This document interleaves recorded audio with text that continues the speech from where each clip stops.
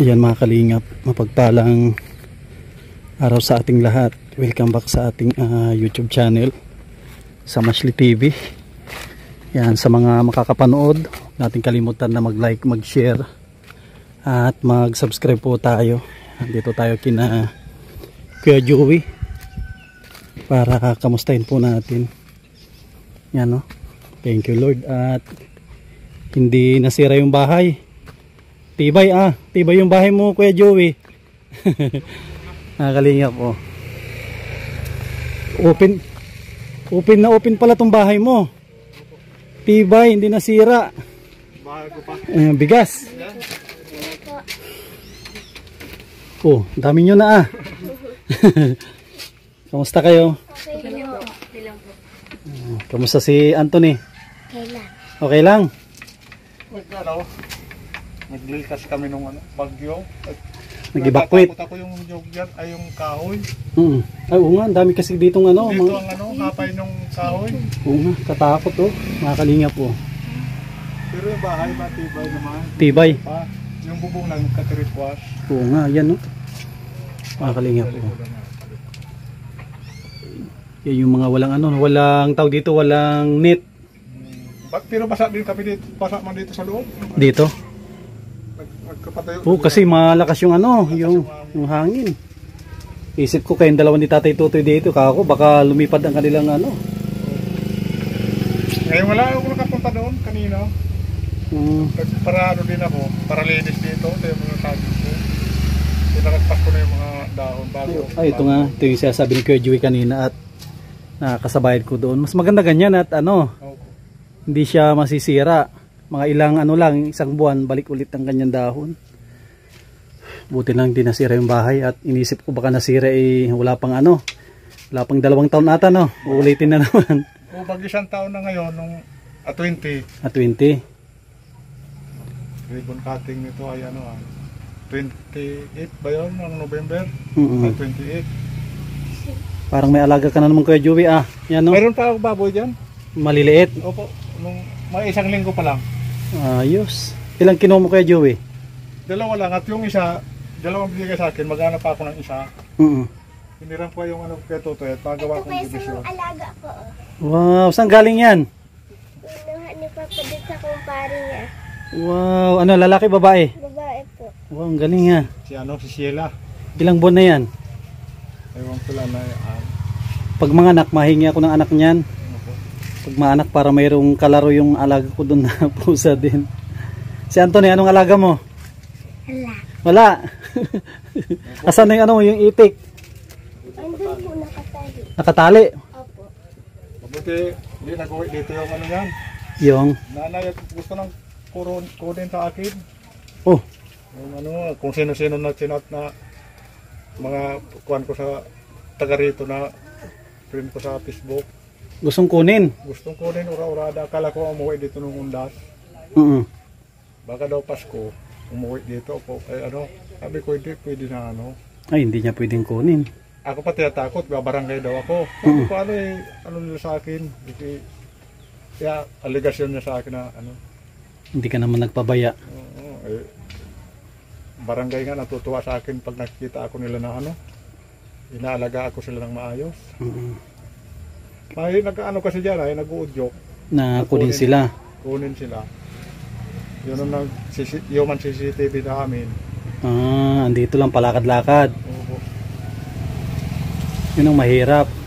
Kaso wala naman silang maibabato sa'yo na dahilan para kunin yung mga bata na papabayaan. Napanood daw kasi kami sa vlog. Na vlog daw kami. Sabi ko, imbis na matuwa sila dahil may nakatulong sa amin na nakita nyo kami, natulungan kami. Imbis na maging proud siya sa inyo at natulungan kami, minamasama pa niya. Diba yung kwento mo noon Kuya Joey, di ba panganay mo si Jasmine? Di ba ilang buwan yan nung umalis siya? Ano pa lang yan, daycare? Daycare, mga sabi natin na 5 taon, 6? 6 na. O 6 na taon. Dito kasi may nag-uudyok dito na kunin yan. Sabi ko, di ko palalampasin yan. Pinalampas ko yung mga sinasabi sa lalaki na ako Binotil, Bugok, Tanga. Ay, yung kinakasama niya ngayon. Hindi, yung taga rito. Ay, yung taga dito. Yung ano na yun, oh. Hmm. Mga sinasabi ko, pinapalampas ko yun dahil ako ang ano, tinitira nila. Pero kung yung anak ko mawala sa akin, kagagawa nila, hindi ko sila mapapalampas. Tsaka hindi naman pwedeng kahit sino naman. Tsaka hindi naman papayagan ng DSWD yan na mapunta sa kanya. Tapos sasabihin nila na ano, wala akong karapatan na ano, maging Tatay, mga bata. tatay, hindi, mas karapatan daw ng ina. Kung kukunin na niya isa, ubusin niya doon. Hindi, bata niya, nalalaman ko rin sa kanila. At kung kanino nagchat-chat sa mga ano. Tsaka ano yan, ang alam ko din dyan, bata pa rin ang masusunod dyan. Ang katwiran nila, hindi daw kami kasal. Sabi ko, kahit hindi kasal at inabandona mo yung mga bata, wala kang ano. Tsaka maraming makapagpapatunay dito sa lugar nyo na inabandon niya yung mga bata. Tapos hindi mo naman sila pinabayaan hanggang ngayon nag-aaral. Hindi mo naman sila pinangtatrabaho na tuwing walang pasok. Buti kung pinangpupulot mo ng nyug o kung ano, hindi naman. Barangay Kagawaran nga, pag ako nakikita, proud sila sa akin, natutuwa sila sa akin na ano. Mayroon niya lang isang pamilya na sinisiraan ka siguro. Hindi masaya pag kung ano nakakamit kong mga tulong na nakukuha ko sa inyo. Hindi sila natutuwa. Hindi sila natutuwa. Kahit ikaw naman, kahit ako ang tatay, hindi ako papayag sa tagal ng panahon na hindi siya nagsuporta. Ikaw lang ng ano din yan. Kung mag-uusap kayo sa barangay ba? Di ba? Kung mag-uusap kayo sa barangay, babalansehin nila lahat ng sabi ko, dalhin niyo ako sa barangay, mapapaboran pa ako. Oo, sigurado yan. Dahil yung mga nagkasabi sa akin na kuhan dyan, isasama ko yan sa patawag. Oo, patawag mo sila na dito mo ngayon sabihin yung mga paninira mo. Yung mga sinasabi mo dito masabihin, patunayan mo sa akin na ako in hotel, walang kakayahan magpamilya. Ngayon ipamukha mo sa kanya no. Kape muna ko. Nakailang round ka ng ano sa baboy. Pangatlo na yun, pang-apat. Pang-apat na yan. Oo, pang-apat na round na ano yung sinasabi nilang ikaw ay walang parang alam sa pagpapamilya. Sabi ko, kayo, subukan mo magpamilya, yun ang alagaan mo, magpamilya ka. Kasi siya nagkasabi noon, binata ka. Sabi ko, magpamilya ka para maranasan mo din yung ano, malay mo yung nangyari sa akin ay wag sana mangyari sa iyo. Mas maano pa. Tsaka may isang patunay di ba? Yung ang pangalan mo, Totoy Edsel po. Si Edsel, di ba? Imbis kung sabihin ka inutil, bakit ka pa nagkuha ng, di ba, na ano yung kwento yan, di ba? Ano siya parang broken family din yan. Wala na din ano. Ikaw ang nagkupkup, di ba? Asa yung sinasabi nilang wala kang kakayanan magpamilya, nagdagdag ka pa nga ng kadugo mo para lang makapag-aral, di ba? Kasi kung hindi mo siya kinuha, baka mapabayaan din. Yun nga, sabi ko anong ginawa ko na ano, masama sa pamilya ko. At saka pag tatanungin yung mga anak mo, tatanungin kung may ginawa ka ba sa kanila na may pagkukulang ka ba, wala naman. Sabi ko pag ako yan ginawa nyo, di niya ako tinigilan, di ko kayo papalagpasin. Yung mga sinasabi nyo masama sa akin, pinalagpas ko.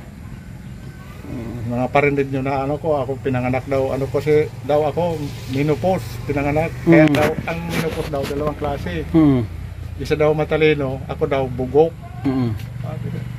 Pinalampas ko yan dahil ako lang ano, pero pag yung anak ko gusto nyo pa mawala sa puder ko, hindi ko na papalagpasin. Inggit no, may inggit sila. Tulad ni Yasmin, nalaman mo Jasmine na ano, na gusto kong bawiin ni mama mo. Papayag ka na mapunta kay mama mo? Hindi kang papayag kasi kayo ang papipiliin din yan. Kayo yung dalawa ni Anthony. Diba Anthony? Ano Anthony? Sino pipiliin mo? Si Papa po. Yan. Si Papa nyo ang piliin nyo at nakita nyo naman si Papa nyo na hindi nagpabaya hanggang ngayon. Nung nakilala ko kanyo, si Papa nyo, kita ko ito kung gaano yung kanyang sakripisyo. Payat na payat. Buti nga ngayon, medyo maganda-ganda na yung ni Papa mo yung... Kung ako ano, lahat ng kuha na iniwasan ko para focus ako sa mga anak ko, tapos yan ang mga narinig ko sa ano, mga pasaring nila. Pag pinatulan mo, takang-taka sa sarili. Na lang, hayaan mo na lang, palampasin mo na lang. Saka na lang kung sakali na may patawag, doon mo na lang patawag din sila. Kala nila pag umuwi dito iharap sa barangay, masisindak nila ako, matutuwa pa ako. Papatawag ko yung mga ano, ngayon patunayan sa akin yung mga sinasabi nyo doon, nakakarating sa akin. na magmula nung umalis yung nanay nila, inabando yan, ni minsan hindi ko yan pinabayaan ka. Yun ang ano mo dyan. Pag... Kasi yan noon, nung maliliit pa, pag yan tulog na tanghali, di ko pwedeng iwanan yan at pag-aanap yan sa akin. Pag nakita ko nila na sa bahay ako, ano sasabihin na sa akin, tamad. Wala niyang ano, kain hotel na. Sabi ko, ay maliliit pa yan. Kung magpagising yan, magtakbo sa kalsada, hanapin ako. Sagasaan dyan. Napapanood kasi sa vlog. Ngayon, kaya na nilang mag-isa na ano, sa bahay, di ba? Kahit silang dalawa lang, okay lang. Dito, pag wala ako, komportable ako. Magkakaano na sila, iwanan ko sila dyan pagkain. Tapos may libangan din sila, di ba? Yung TV, nagana pa atin, di ba? Nanonood sila ng TV. Ngayon lang di nakaano. Di ano din, nabigla ka nung nalaman mo yun na gustong parang bawiin. Hindi ako mapakali noon. Nagsusurpresa lang daw siya dito uwi dito. Ang katuwiran ni Hiramin. Ay, hindi wag ka papayag na hihiramin. Kung gusto niya makuita, pumunta siya dito. Pero hindi siya, doon siya tutuloy sa mga pinaniniwalaan niya. Oh, hindi pwedeng kukunin yung mga bata, ipapasyal. Kasi kung tutusin na... Sige. Kung tutusin Kuya Joey, kung sakaling hiramin, pwede naman na hiramin. Pero may usapan sa barangay na hiram lang isang araw. Ganyan pwede. Wag lang dadalhin sa... Kasi kung hiramin niya, pwedeng ipasyal sa SM. Pero yung hiram na dadalhin sa Manila, hindi na hiram yun. Nung tinatawagan ko siya nung may sakit yung mga bata, di ko siya makontak. Tapos ring yung telepono, ay cellphone number niya, dapat papatay na kaagad. Sabi ko, pag nangyari yun na hinaras nila kung kukunin niya, sabi ko, yung mga ano dyan yun ang babalikan ko, yung mga nag-uudyok. Tsaka unang-una, huwag kang papayag na kukunin yung mga bata. Ikaw ang ikaw nagpakahirap.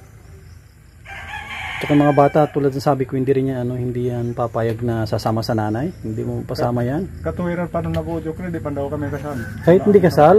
Sabi ko, ang walang karapatan dyan, yung walang pakialam sa anak. Oo. Alam mo, Kuya Joey, babalansehin nila yan kung ano yung pangyayari, magmula nung iniwan, ano yung dahilan, ano yung babalansehin nila. Sa haba ng panahon na ilang taon na si Jasmine, Ano yan?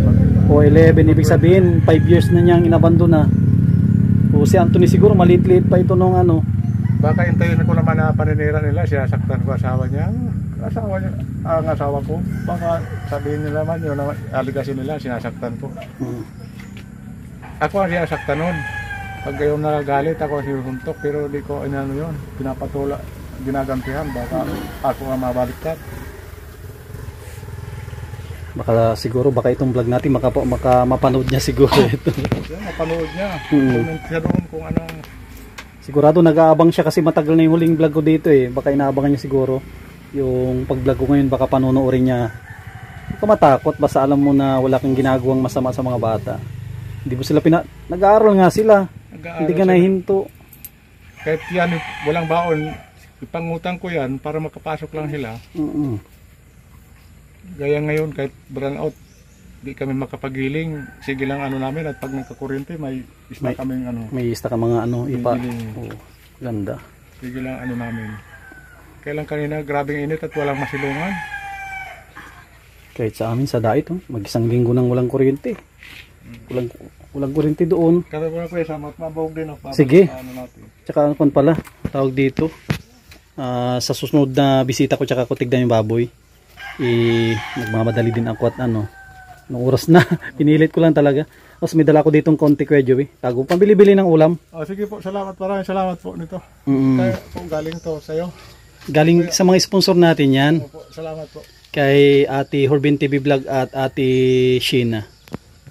Opo. Di ba napapanood mo lagi si Ate Lila Sheena? Opo. Tsaka si Ate Horbin TV. Sila yung nagbibigay ng sabi nila sa akin, bahala ka na dyan kung sino yung mga gusto mong bigyan. Marami kayong babalikan ko ngayon. Inuna ko si Tatay Toto, ikaw. Tapos inuna ko malayo. Opo. Para ang susunod na puntahan ko sa Barangay Bakal, Parakali, pababa ng Dait. Tapos sunod na araw naman, ay linggo sa kunako sa Kapalongga ulit. Gagabihin ka lang. Sige, salamat dito. Ubusin ko lang to tapos mauwi na rin ako.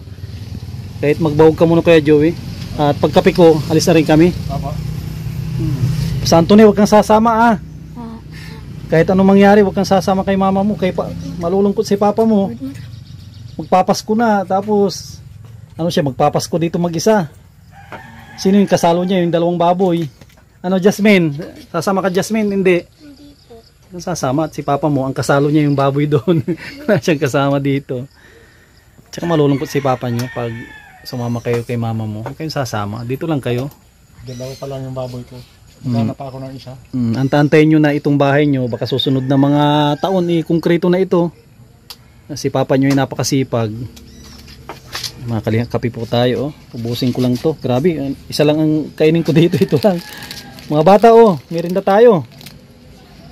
Yan, thank you sa pakape ni Kuya Joey.